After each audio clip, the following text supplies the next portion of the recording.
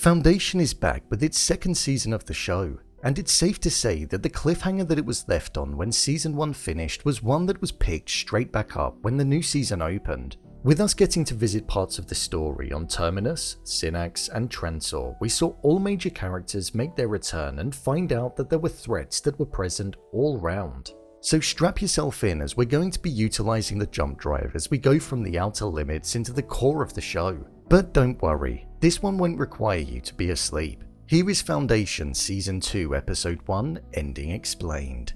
Just to let you know, this video will contain spoilers. By the way, if you enjoy this video, then do me a solid and hit that subscribe button. Thanks. I'm going to be breaking this video down by the arcs that we had on each of the planets within the episode. Gaal and Salvor on Synnax. At the end of Season 1 of the show, we saw that Salvor made it to Synnax, and upon Gaal finding her, Salvor admitted that she was in fact her mother. However, due to them both being in cryosleep at different parts of their life, Salvor ended up being older than what her mother actually was. We saw the both of them on Synnax and recognized the fact that the planet was unrecognizable from what it once was when Gaal originally left. The water had risen to a level that was significantly higher, and the both of them were the last of the Synnaxian kind.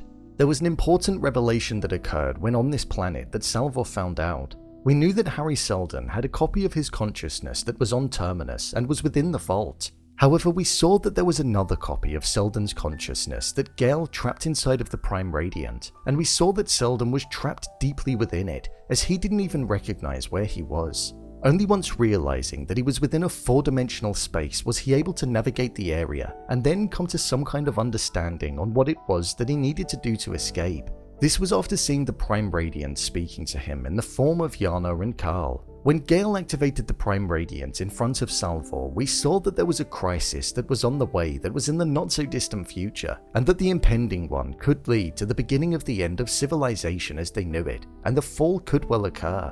One would lead to another, and then another, and then another, and we saw that the timeline and series of events were catastrophic. This ultimately branched away from the future that Seldon predicted, the one where there were no crises occurring at all.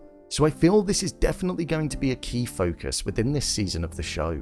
With Salvor and Gaal not having the relationship that Salvor expected, Gaal explained that it was mainly because she had no time to prepare for the encounter like her daughter had. Salvor had a lifetime of expectation and preparation, whereas Gaal only found out that she had a daughter the moment that she arrived.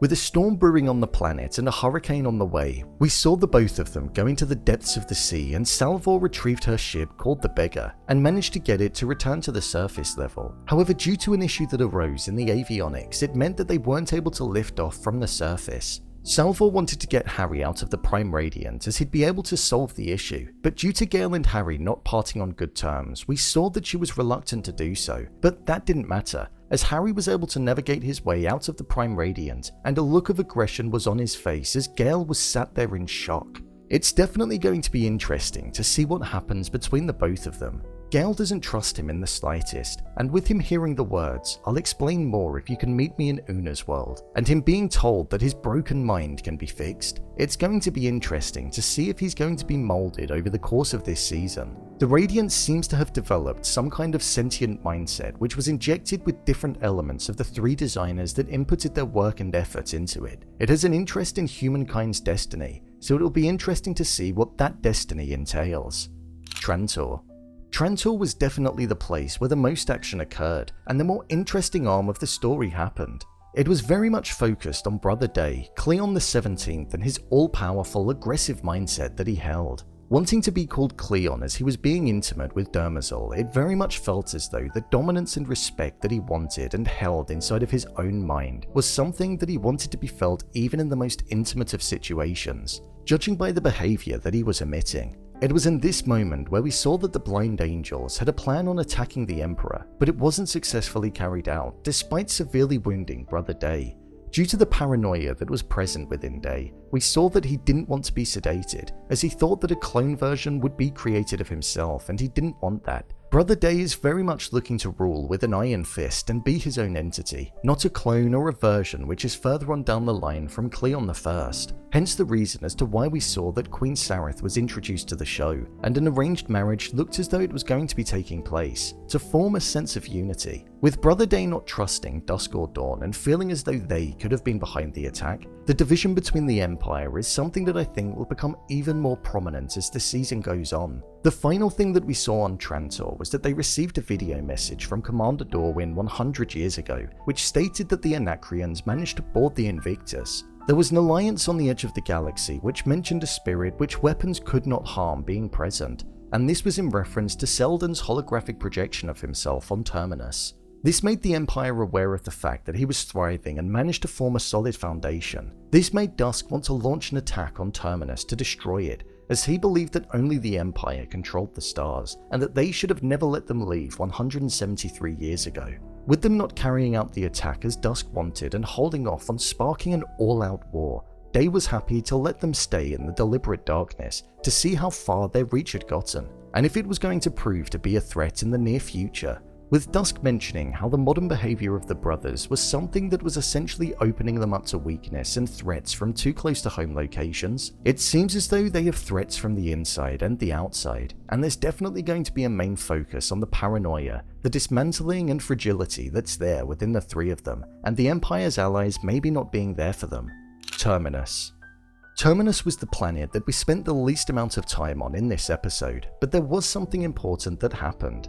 We saw the alarm going off for the first time in 130 odd years. This was the alarm that was notifying them that something was happening with the vault, and they believed that Seldon was going to be coming out of it. This was not the Seldon that we knew was trapped inside of the Prime Radient, but the version inside of the vault. And that was pretty much all of the time that was spent there, with Trantor and the Empire learning of their existence and the fact that they were somewhat thriving. They're now going to have to watch out for any impending attacks in the near future, which could potentially be the crisis that Gaal saw. But I'm sure we'll see more of this as time goes on, and with it looking as though Gaal and Salvor were going to be leaving Synnax, I feel their aim will be to head back to Terminus. Overall review.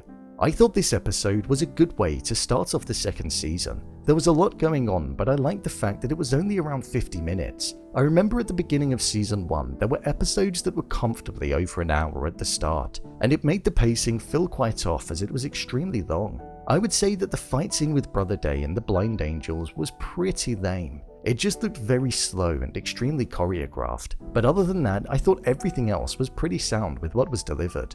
I'm definitely the most invested in what's going to be going on with Trantor during this season at the moment, as there's attacks coming in from all over the place and a sense of paranoia that we've not seen before. I'm really looking forward to seeing what's going to be coming in the next episode. It's titled A Glimpse of Darkness, and the synopsis is Gaal has a disturbing vision. Day's bond with Queen Sareth grows stronger, the vault opens and reveals a cryptic message, so it's definitely going to be an interesting one. I'll be covering all of my predictions in another video that will be released shortly. What did you think of episode 1? Leave a comment down below, and don't forget to subscribe. I'll see you next time.